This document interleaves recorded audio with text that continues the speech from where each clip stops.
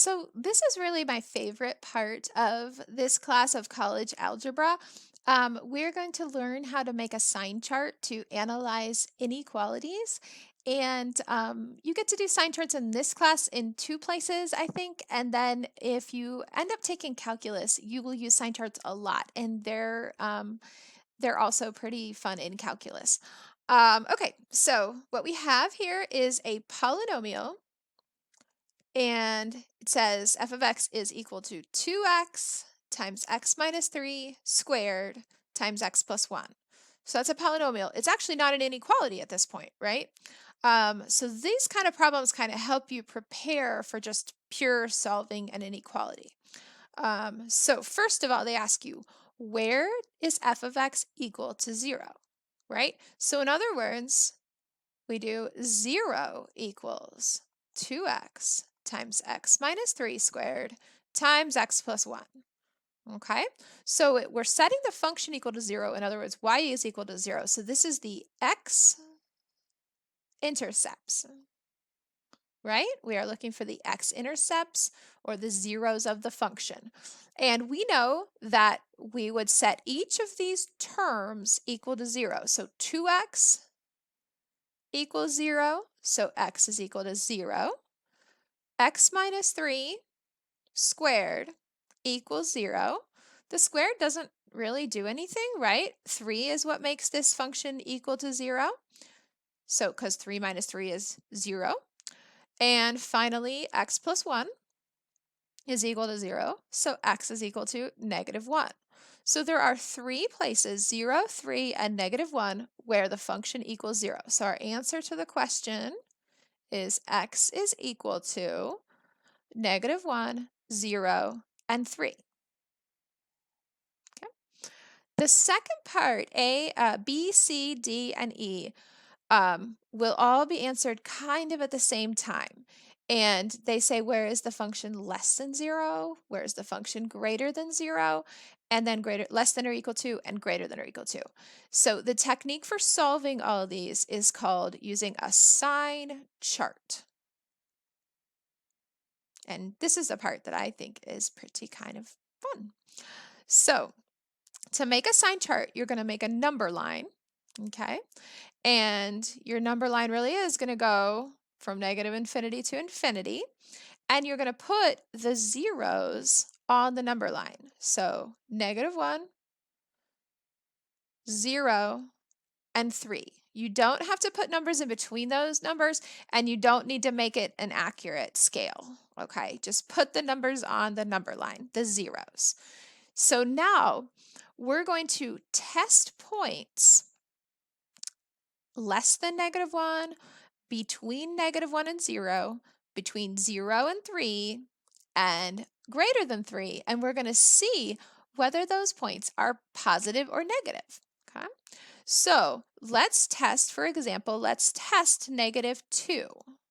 So these are just going to be test points. They're not going to be answers to the question, okay? But we're going to just take a point less than negative 1. So we can take negative 2, we could take negative 10, whatever. We're going to take negative 2. We plug it into the function, okay? So when we plug it into the function, we don't really have to find out what the answer is. So if we're plugging negative 2 in, we're doing 2 times negative 2 times negative 2 minus 3 squared times negative 2 plus 1, right? So what we really need to know is this positive or negative? I don't really care if it equals 10 or 2 or 100. Doesn't really matter. What matters is if it's positive or a negative number. So we have a positive times a negative. We have negative 5, but then it's squared. So that's a positive for this term. And then we have negative 2 plus 1. Sorry, that got so squished together. So that's a negative number, right? So in other words, for negative 2, we have a negative, a positive, and a negative. Hopefully you know that two negative signs would be a positive number. So up here on the sign chart, I'm going to write a positive sign, a big plus, okay? Next, I'm going to plug in a number between -1 and 0. I'm going to plug in 1/2 or 0, no, sorry, -1/2 or -0.5. Okay, I'm going to plug in -0.5. I'm going to do the same thing. So for -0.5, I have 2 times -0.5 times -0.5 minus 3 squared times -0.5 plus 1, right?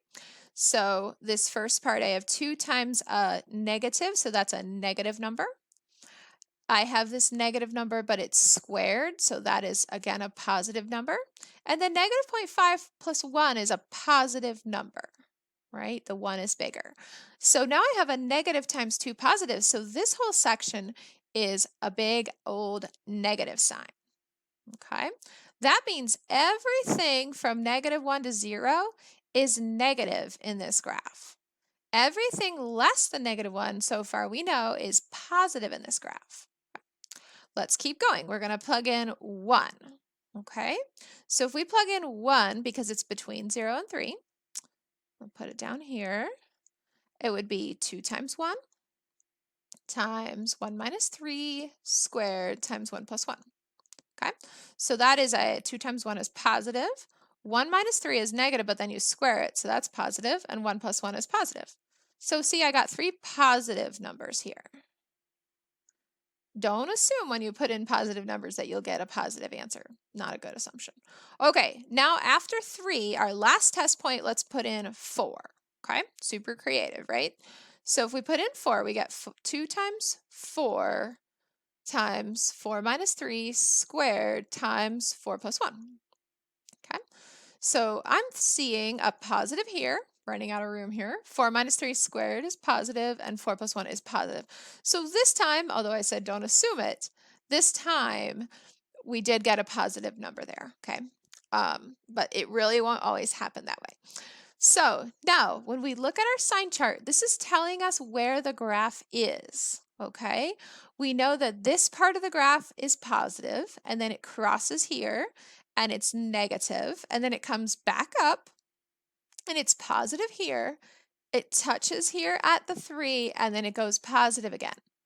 You know, we know this because we studied these polynomials a couple sections ago. Was that like section 5.1, I think? Remember, this has a multiplicity too. So that's why at 3, it's touching the graph right here and going back up, right? So this actually confirms something we already know about this polynomial. All right, so now it says, where is f of x less than 0? Okay, so if you look at the graph or at the sign chart, there's only one place, right? We're looking for where it's negative, less than 0, and it's between -1 and 0. So this is going to be parenthesis -1, comma 0 is our answer only, okay? For f of x greater than 0, part C, where is f of x greater than 0? Well, that is here where it's positive, here where it's positive, and here where it's positive. So you start over here on the left and answer -infinity to -1. Use a parenthesis, okay, because it's only greater than. Skip this portion, and then you want to go from 0 to 3. And then you want to go from 3 to infinity. One of the best things about sign charts is once you do all the work of the test points, all your questions are answered. And you read the graph from left to right, and that's how you write your intervals. So it makes your interval notation really easy if you understand the sign chart.